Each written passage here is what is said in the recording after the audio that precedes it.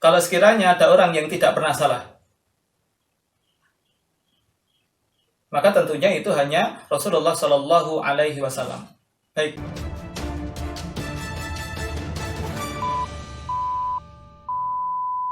A'udzubillahi minasyaitonirrajim. Bismillahirrahmanirrahim. Assalamualaikum warahmatullahi wabarakatuh. Alhamdulillahi wahdah, sadaqa wa'dah, wa nasara 'abdah, wa 'azza jundah, wa hazamal ahzaba wahdah. La ilaha illallah wahdahu la syarikalah, lahul mulku wa lahul hamdu yuhyi wa yumit, wa huwa 'ala kulli syai'in qadir. Rabbi shrah li sadri wa yassir li amri wahlul 'uqdatam min lisani yafqahu qawli. Qala Allah tabaraka wa ta'ala, a'udzu billahi minasyaitonir rajim.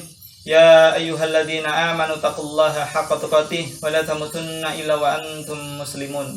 Wa qala Rasulullah sallallahu alaihi wasallam, ittaqillaha haitsu ma kunta wa atbi'i sayyi'atal hasanata tamhuha wa khaliqin nasa bi khuluqin hasanin.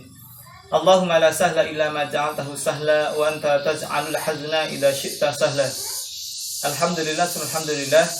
Ikhwati fillah rahimani wa rahimakumullah. Alhamdulillah, pada kesempatan hari ini alhamdulillah kita bisa hadir bermuajah kembali. Insyaallah pada kesempatan hari yang pertama dari bulan Ramadan ini kita akan memulai materi yang telah kita siapkan sebagaimana apa yang telah kita sampaikan pada edisi muqaddimah pada kesempatan kemarin. Baik. Ikhwati fillah rahimani wa rahimakumullah, sebagaimana yang mungkin kemarin sudah kita sampaikan, insyaallah pada 1 bulan Ramadan ini kita akan sedikit menyampaikan materi di antara apa yang kita bisa ambil ibrah dari satu buku, dan insyaallah kita tidak hanya merujuk kepada buku ini, insyaallah kita juga ada buku-buku yang lain yang juga kita siapkan. Insyaallah semoga kita berharap kepada Allah Subhanahu wa taala apa yang kita sampaikan senantiasa mendapatkan barokah dan ridha dari Allah Subhanahu wa taala. Baik, ikhwati fillah rahimani wa rahimakumullah, kita langsung mulai saja apa yang ada pada buku ini. Di antara materi yang pertama, Bismillahirrahmanirrahim, muqaddimatun ad-dinun nasihatu. Hakada qala Rasuluna sallallahu alaihi wasallam. Baik, ikhwati fillah rahimani wa rahimakumullah. Insyaallah ya pada kesempatan siang hari ini kita akan membahas tentang materi ad-dinun nasihah. Agama itu adalah nasihat. Hakada, seperti ini apa yang dikatakan oleh Rasul kita sallallahu alaihi wasallam. Baik, ikhwati fillah rahimani wa rahimakumullah, berkaitan dengan ad-dinun nasihah. Insyaallah kita akan mengambil marojik dari buku Al-Wafi, ya, Fisar Hadis Arba'in An-Nawawi, yang dikarang oleh Dr. Mustafa Al-Bugha dengan Muhyiddin Al-Mistu. Semoga kita berharap kepada Allah Subhanahu wa taala kita bisa mengambil ibrah yang ada pada buku ini. Baik. Penulis menyebutkan pada materi yang pertama, ad-dinun nasihah, agama itu adalah nasihat, merujuk dari apa yang difirmankan, disabdakan oleh Rasulullah sallallahu alaihi wasallam an Abi Ruqayyah Tamim bin Aus ad-Dari radhiyallahu anhu, qala Rasulullah sallallahu alaihi wasallam, ad-dinun nasihah. Qulna liman? Qala lillahi wa li kitabihi wa li rasulihi wa li a'immatil muslimin wa 'ammatihim, rawahu Muslim.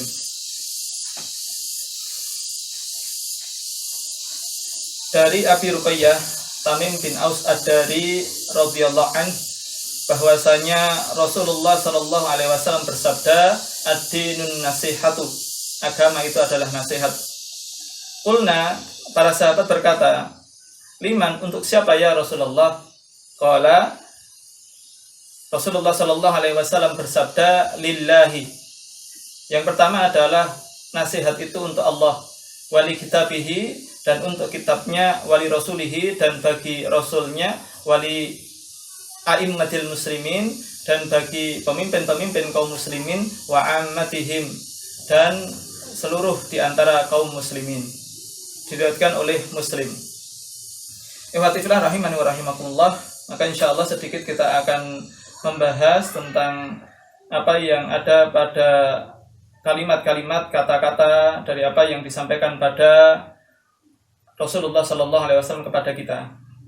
Baik. Di antara yang pertama adalah ad-din itu sendiri. Apa itu pengertian dari ad-din? Ad-din secara bahasa, secara etimologi, ada ketaatan, ada beribadah, kemudian ada penghambaan, merendahkan diri di hadapan orang, ataupun diantaranya adalah madhab, termasuk di antara undang-undang, termasuk di antaranya adalah ada yang menyebutkan tentang balasan, sebagaimana ketika kita membaca surah Al-Fatihah, di sana ada kalimat Maliki Yaumiddin, yang menguasai hari pembalasan, sehingga ad-din di sini bisa menjadi artinya adalah pembalasan. Atau mungkin ada di antara perkataan yang lain adalah maksudnya nizamul hayah atau sistem hidup. Ini makna ad-din secara bahasa. Kemudian makna ad-din secara istilah, sebagaimana apa yang pernah kami dapatkan, ad-dinu huwa ma wada'ahullahu fi kitabihil hakim wa sunnatin nabiyyihi as-sahihati minal awamiri wan nawahi wal irsyadati limaslahati basyari dunyahum wa ukhrahum. Ad-din di sini adalah apa yang diletakkan oleh Allah Subhanahu wa taala di dalam Al-Qur'anul Karim dan sunnah nabinya yang sahih, yang berisi perintah-perintah, larangan-larangan, dan sejumlah petunjuk limaslahati basyari dunyahum wa ukhrahum, untuk kemaslahatan manusia di dunia hingga di akhirat. Maka jelas makna secara khusus di sini sebagaimana tentunya apa yang difirmankan oleh Allah Subhanahu wa taala dalam surah Ali Imran ketika Allah Subhanahu wa taala berfirman, "Innad-dina 'indallahil Islam." Hanya saja agama di sisi Allah Subhanahu wa taala adalah Islam. Maka maknanya jelas. Ad-din di sini adalah Islam. Sehingga termasuk adalah setiap kalimat atau setiap kata yang ada di dalam Al-Quran ataupun Sunnah, ketika di sana ada bahasa ad-din, maka maknanya adalah Islam itu sendiri. Walaupun kemudian ketika kita sebagai orang Indonesia mengatakan ad-din itu adalah agama yang berasal dari bahasa Sanskerta, yaitu a artinya tidak, gama artinya tidak teratur, sehingga menunjuk kepada satu keteraturan. Ini hanya sebatas ya mewakili dari bahasa ad-din, walaupun sebetulnya itu tidak mewakili sama sekali. Maka kalau melihat ada agama-agama yang lain, ya maka tentunya di sini bukanlah yang dimaksud, sehingga kita tidak masukkan ad-din di sini kepada agama Nasraniyah atau misalnya Yahudiyah, termasuk di antaranya ada Buddha, ada Hindu dan yang lain sebagainya. Karena sekali lagi kalau kita melihat dinun sendiri, din itu ada dua ya. Di antaranya adalah ada dinullah wa dinun nas. Ada agama Allah Subhanahu wa taala, ada agama manusia. Dinullah wa dinun nas. Ya, atau ada dua, ada dinullah wa dinul malik. Agamanya Allah Subhanahu wa taala dan agama para raja. Rujukannya atau sumber hukumnya jelas. Dinullah, agama Allah, hukum dasarnya adalah dari Allah Subhanahu wa taala sebagaimana yang sudah kita faham adalah Al-Qur'anul Karim, dan apa yang telah diturunkan kepada Rasulullah sallallahu alaihi wasallam adalah As-Sunnah. Kemudian yang berikutnya ada dinul malik, agama para raja, sehingga jelas bahwa masdarnya, rujukannya, sumber hukumnya adalah berasal dari manusia itu sendiri. Baik, maka tentunya kita sebagai umat muslim sepatutnya untuk menjadikan agama Allah Subhanahu wa taala sebagai agama kita dan menjadikan Islam ini sebagai sumber kehidupan kita sebagai umat Islam. Baik, ma'asyiral muslimin rahimakumullah, kembali kepada kalimat ad-dinu nasihah. Jadi ad-din sudah kita sedikit sampaikan. Kemudian apa yang dimaksud dengan an-nasihatu? Nasihat adalah sebuah ungkapan yang mengharapkan satu kebaikan kepada orang yang dinasihati. Dalam bahasa nasihah, maka tentunya kita melihat dalam Al-Quran ataupun Sunnah banyak sekali ya dalam bahasa nasihat. Sebagaimana apa yang kemudian difirmankan oleh Allah Subhanahu wa taala dalam surah Al-Asr di mana Allah Subhanahu wa taala berfirman, a'udzubillahi minasyaitonirrajim, bismillahirrahmanirrahim, wal 'asr, innal insana lafi khusr illa alladziina aamanu wa 'amilus shalihati wa tawashaw bil haqqi wa tawashaw bis sabr. Demi masa, sesungguhnya manusia dalam kerugian, kecuali orang-orang yang beriman, beramal soleh, dan saling menasehati dalam kebenaran, dan saling menasehati dalam kesabaran. Ini jelas. Di situ ada kalimat menasehati. Maka ikhwati fillah rahimani wa rahimakumullah, nasihat ini menjadi satu perkara yang penting, termasuk apa yang disampaikan oleh Imam Syafi'i ya, ketika beliau mengomentari dari surah Al-Asr ini, ada kalimat lauma anzalallahu hujjatan ala khalqihi illa hadhi surah lakafathum. Sekiranya Allah Subhanahu wa taala menurunkan hujjah bagi makhluknya, kecuali hanya surat ini, niscaya sudah akan mencukupi. Ini menunjukkan keagungan dari surah Al-Asr. Baik.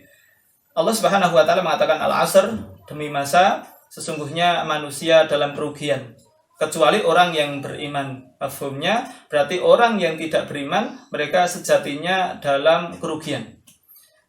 Saya jadi teringat dengan apa yang terjadi pada masa Umar ibn al-Khattab, di mana pada waktu itu Umar ibn al-Khattab radhiyallahu anhu menangis ketika lewat di hadapannya ada seorang rohib, di mana kemudian seorang rohib ini dalam kondisi yang tua, renta, kemudian disebabkan karena tidak pernah tidur sehingga terlihat matanya bengep, terlalu banyak menangis. Maka kemudian Umar ibn al-Khattab seketika lewat ada seorang rohib itu kemudian menangis.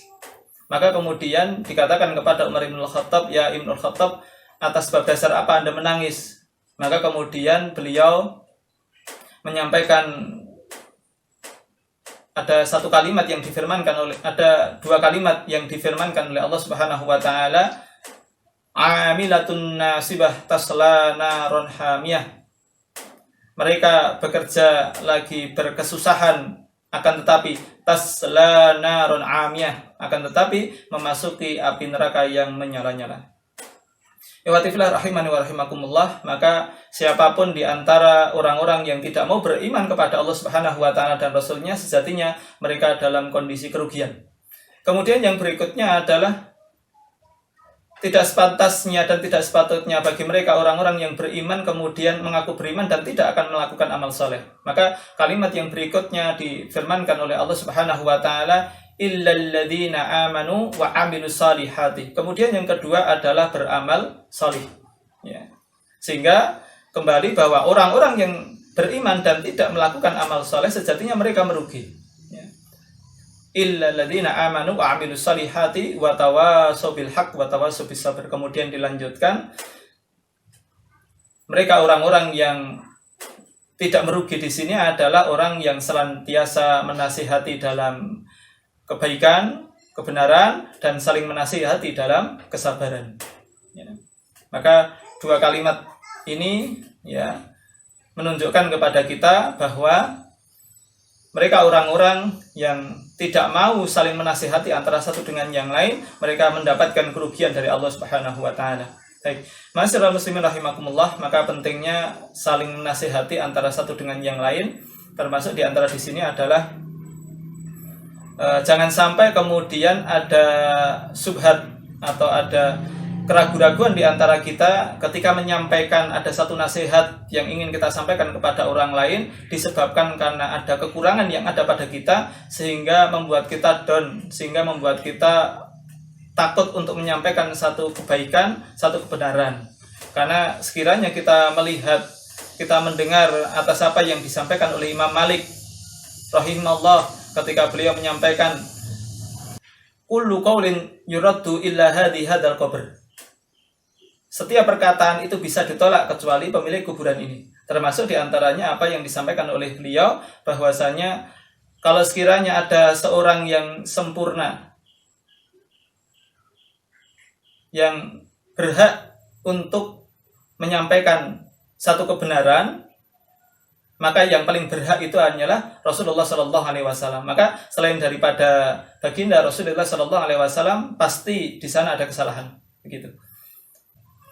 Sebagaimana yang tadi sudah kita sampaikan, bahwa materi yang akan kita sampaikan bergeser bukan hanya merujuk kepada kitab Risalah ila kulli man ya'malu lil Islam, akan tapi kita juga akan merujuk kepada buku yang lain sebagai tambahan materi, sehingga semoga kita secara materi tadarujan ya, bertingkat-tingkat, sehingga ketika nanti dengan apa yang ada pada buku ini mendapatkan beberapa perkara yang mungkin baru, semoga sudah kita sampaikan di awal, begitu ya. Baik.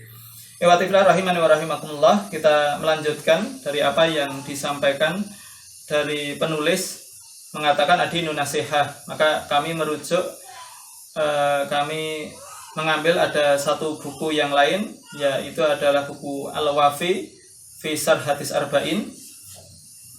Apa yang disampaikan oleh penulis yaitu adalah Dr. Mustafa Al-Bugha dengan Muhyiddin Al-Mistu ya, tentang hadis ini. Sehingga ketika ada sampai pada kalimat qulna liman, maka para sahabat bertanya, untuk siapa nasihat itu ya Rasulullah? Qala lillah. Yang pertama adalah Rasulullah SAW menyampaikan untuk Allah. Maka apa yang dimaksud nasihat untuk Allah Subhanahu wa taala? Nasihat untuk Allah Subhanahu wa taala maknanya di sini adalah mengimani Allah Subhanahu wa taala. Makna beriman kepada Allah Subhanahu wa taala terdiri dari 4 perkara. Yang pertama adalah beriman kepada wujud Allah Subhanahu wa taala, kedua beriman kepada rububiyah Allah Subhanahu wa taala, ketiga beriman kepada uluhiyah Allah Subhanahu wa taala, yang keempat adalah beriman kepada asma dan sifat Allah Subhanahu wa taala. Beriman kepada wujud Allah Subhanahu wa taala maknanya adalah meyakini bahwa Allah Subhanahu wa taala itu wujud. Dari mana kita mengetahui wujud Allah Subhanahu wa taala? Maka wujud Allah Subhanahu wa taala merupakan perkara yang fitrah bagi setiap manusia. Pasti mengakui, meyakini akan adanya wujud Allah Subhanahu wa taala, karena ini satu di antara perkara yang fitrah. Kemudian yang berikutnya bisa kita melihat atas apa yang ada di sekitar, dari keteraturan seluruh alam semesta, kemudian dengan keberaneka-ragaman alam semesta, dari pohon-pohonnya, dari burung-burungnya, dan Masya Allah itu adalah semuanya ciptaan Allah Subhanahu wa taala yang tentunya sifatnya teratur. Kemudian kita mengakui bahwa sesuatu yang baru pasti ada yang membuat. Ini diantara beriman kepada wujud Allah Subhanahu wa taala. Kemudian yang berikutnya adalah beriman kepada rububiyah Allah Subhanahu wa taala. Mana dari rububiyah Allah Subhanahu wa taala adalah meyakini bahwa Allah Subhanahu wa taala yang menciptakan, mengatur, memberi rizki, menghidupkan, mematikan, memberikan manfaat dan menolak madharat. Ini adalah beriman kepada rububiyah Allah. Kemudian yang ketiga adalah beriman kepada uluhiyah Allah Subhanahu wa taala, yakni mengakui keesaan Allah Subhanahu wa taala dalam hal ta'abbud ubudiyah, sehingga kita wajib beribadah hanya kepada Allah Subhanahu wa taala. Kemudian yang terakhir adalah beriman kepada asma dan sifat Allah Subhanahu wa taala. Ini di antara poin yang pertama, nasihat untuk Allah Subhanahu wa taala. Kemudian yang berikutnya masih kepada nasihat kepada Allah Subhanahu wa taala, yaitu adalah maknanya larangan bagi siapapun untuk berlaku syirik kepada Allah Subhanahu wa taala. Syirik dalam hal tidak meyakini akan adanya wujud Allah Subhanahu wa taala, syirik dalam hal rububiyah, yakni dia mengakui, meyakini ada yang menciptakan selain Allah Subhanahu wa taala, mengatur selain Allah Subhanahu wa taala, memberi rizki selain Allah Subhanahu wa taala, menghidupkan selain Allah Subhanahu wa taala, termasuk mematikan selain Allah Subhanahu wa taala. Sehingga ketika ada yang mengakui di antara perkara ini merupakan satu bentuk kesyirikan kepada Allah Subhanahu wa taala. Kemudian yang berikutnya adalah bentuk kesyirikan, di antaranya adalah beribadah kepada selain Allah Subhanahu wa taala. Setelah dia meyakini misalnya ada unsur lain, ada zat lain, ada benda yang kemudian dia yakini bahwa itu adalah perkara-perkara yang mampu melakukan bentuk rububiyah selain Allah Subhanahu wa taala, maka kemudian dia menyembah kepada benda-benda tadi, kepada zat-zat tadi, tentunya selain Allah Subhanahu wa taala, baik itu kepada pohon, kepada batu ataupun laut, sungai dan lain sebagainya. Kemudian syirik dalam hal asma dan sifat Allah Subhanahu wa taala. Maknanya di sini adalah melakukan ilhad, penyimpangan dalam hal asma dan sifat Allah Subhanahu wa taala, seperti melakukan takwil, takyif, tamtsil dan taktil. Ini diantaranya saja. Insya Allah mungkin akan disampaikan oleh yang lain begitu ya. Baik, ini yang pertama, nasihat untuk Allah Subhanahu wa taala. Kemudian yang berikutnya adalah nasihat untuk kitab Allah. Ya. Apa yang dimaksud dengan nasihat kepada kitab Allah? Yaitu meyakini akan adanya kitab Allah Subhanahu wa taala, beriman kepada kitab-kitab Allah Subhanahu wa taala. Maka cakupannya di sini ada 3 perkara yang harus kita ketahui, di antara beriman kepada kitab Allah Subhanahu wa taala. Yang pertama adalah meyakini bahwa kitab-kitab ini diturunkan betul dari Allah Subhanahu wa taala. Kemudian yang kedua, meyakini nama-nama yang disebutkan oleh Allah Subhanahu wa taala dari kitab-kitab yang beliau turunkan, dari Zabur kepada Nabi Daud, kemudian Taurat kepada Nabi Musa, kemudian Injil kepada Nabi Isa, dan tentunya Al-Quran diturunkan kepada Nabi kita Muhammad sallallahu alaihi wasallam. Kemudian yang ketiga, mengakui kebenaran yang ada pada kitab-kitab itu. Mengakui kebenaran berita-berita yang ada pada kitab-kitab itu.